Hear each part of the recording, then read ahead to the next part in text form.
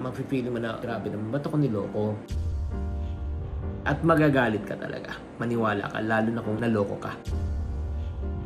Videos that will make you wealthy and debt-free. Hi there mga friendship, nalugi ba ang iyong negosyo o nawalan ka ng trabaho o ikaw ba ay naloko o na-scam? Ay grabe mga friendship, all of you experience what we call as losses. In this episode, pag-uusapan po natin on how you can really handle losses by understanding the 5 stages of grief. Hi there, this is Chinky Tan, your pambansang wealth coach. Maraming salamat sa pag-tune in sa channel na ito. For this episode, medyo seryoso po ang pag-uusapan po natin. Alam nyo ba, pag tayo po ay nalugi, nawalan ng trabaho, or if not na naloko po tayo, mayroon tayong tinatawag na emotional impact. And sa totoo lang, pag ikaw po ay naka-experience na ganito, it can lead to a feeling of number 1, kalungkutan, disappointment, and syempre, minsan pumapasok po tayo sa depression. And may mga ibang tao na talagang hindi po na-handle po ito ng properly, kaya nga bumababa po yung tinatawag na self-esteem. At the same time, yung tinatawag na paniniwala sa sarili at ayaw na talagang sumubok. Pero ito sabihin ko po sa inyo, experiencing this type of loss can be really challenging. Napakasakit yan at minsan di mo na alam paano ka magsisimula. But right now, in this session, allow me to share with you, importante to, yung 5 stages of grief na dadaanan po natin lahat para tayo makarecover. So kung kayo po ay handa na, kumuha kayo ng papel, ballpen, please remove any form of distraction. Pakinggan nyo ito mabuti. Baka ito yung mensahe na hinihintay mo. Ang first stage po ng loss or ng grief, pag ikaw ay nawala, is what we call as denial. Natural po siya.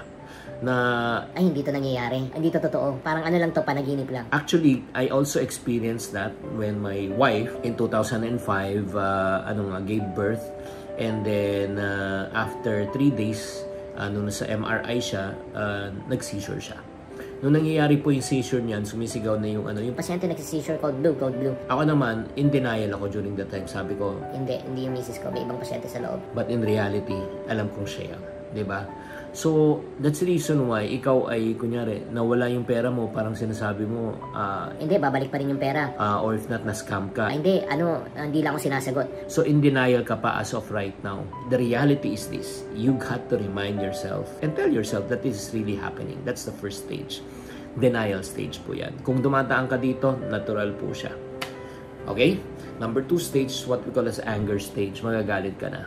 As reality sets in, yung parang mafe-feel mo na, grabe naman, ba't ako niloko? Diba? Bakit ako tinanggalan ng trabaho? Diba? Bakit nalugi itong negosyo ko? Kaya nga, it's very important for you to express this emotion in a healthy way. Na mailabas mo yung sama ng loob mo. Mailabas mo yung galit mo. Kasi dapat tama po, hindi po natin ilalabas against other people.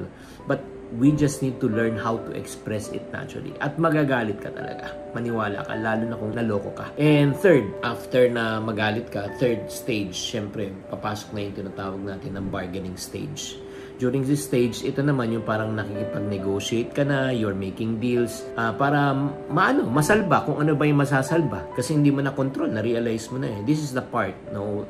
Yun nga, yung part na nung sa misis ko during that time, nung na-hospitalize siya for 21 days, na nakikita kong hindi na nag-i-improve. Imagine mo, from 130 pounds, bumabaksak na almost 100 pounds na lang yung weight niya. She was slowly deteriorating and to the point of expiring. And that's what's the time that I was bargaining. I was praying to God already. Sabi ko, Lord, please extend the life of my wife. And after nung bargaining stage, I'm sure lahat po tayo dumaan doon. At kung nakaka-relate kayo, type the word relate right now in the comment section. Yung stage na pumasok is the stage of depression. Yung feeling mo na talagang, okay, totoo na to, wala na.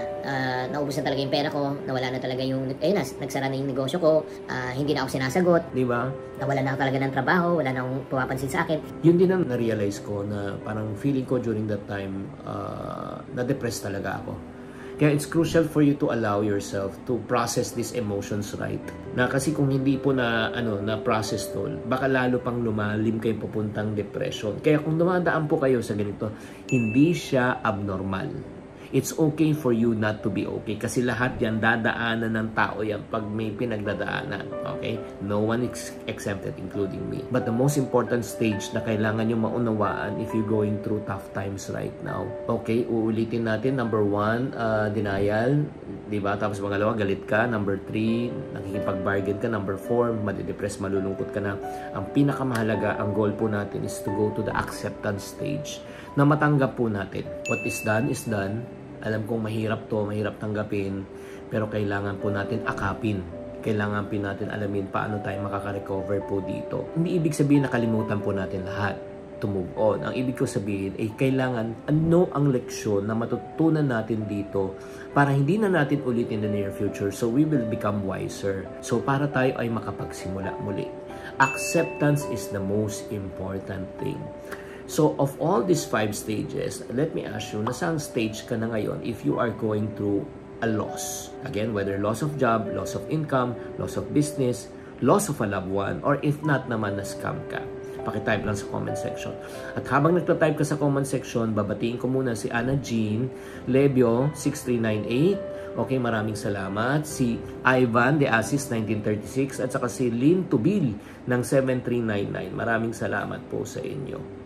Okay, on this last part of the video, okay, meron ako magandang balita po sa inyo. Napakita ko na sa inyo ang 5 stages. Pero medyo mahaba-haba na tong video na ito. So right now, nalaman nyo na kung ano yung 5 stages. Sana naman ma-realize nyo, mag-reflect kayo kung nasa ang stage na kayo. And my next question to you is this, gusto mo bang malaman kung ano ang solusyon naman? Ano ang solusyon na pwede mong gawin in order for you to move from one stage to the other? Gusto mo ba yon? Kung gusto mo yon, type gusto na lang sa comment section. Type gusto. Bakit po? Kung marami pong nagusto, ang gagawin ko, magagawa ako ng part 2. Part 2 ng session na ito on the 5 stages of grief or 5 stages of losses para matulungan kayo on how to get over this. Maraming salamat and mahalaga po para sa akin not only your financial health but also your mental, emotional health also. Kasi kung kayo po ay nawalan, 'di ba? Napakasakit niyan. Ang hirap maka-recover kung mentally and emotionally you are not fit and you are not well. Maraming salamat po sa pag-tune in sa channel na ito. Tatandaan, ang tamang karunungan, ang tamang disiplina, ang susi sa pagyaman. Thank you for watching. If you want to suggest a topic or review that you would like me to discuss on the next video, please do comment below para mabasa po namin. Thank you very much and I'll see you on our next video.